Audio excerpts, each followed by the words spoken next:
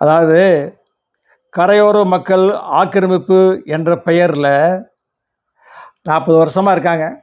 பட்டாலாம் வாங்கியிருக்காங்க. அவங்க பக்காவாக இப்போ பில் கட்டியிருக்காங்க. எல்லாத்துக்குமே இபி பில் கட்டியிருக்காங்க, சொத்து வரி கட்டியிருக்காங்க, எல்லாமே கட்டியிருக்காங்க. ஏதோ ஒரு வகையில் போய் நீதிமன்றத்தில் போய் உத்தரவு வாங்கி அத்தனை வீட்டையும் இடிச்சிட்டாங்க. அனகாபுத்தூரில், சென்னையில் அத்தனை மக்களும் வயிற்றில் அடிச்சுக்கிட்டு ஆயிரக்கணக்கான பேர் நடு வீதியில் நடு தெருவில் இருக்கிறாங்க. இது போர் நடந்த ஒரு நாடு மாதிரி ஆகிப்போச்சு. இப்போ பாவம் பசி பஞ்சம் பட்டினின்னு சொல்லி அத்தனை மக்களும் ரோட்டில் கிடந்து வயிறு எறிகிறாங்க. அவங்க யாரை சொல்லுவாங்க? நீதிமன்றத்தை சொல்லுவாங்க, தமிழக அரசை தான் சொல்லுவாங்க, சாபம் விடுவாங்க. எல்லாம் மக்கள் வைத்தறிச்சல்.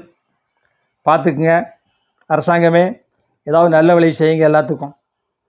அடுத்த வீடியோவில்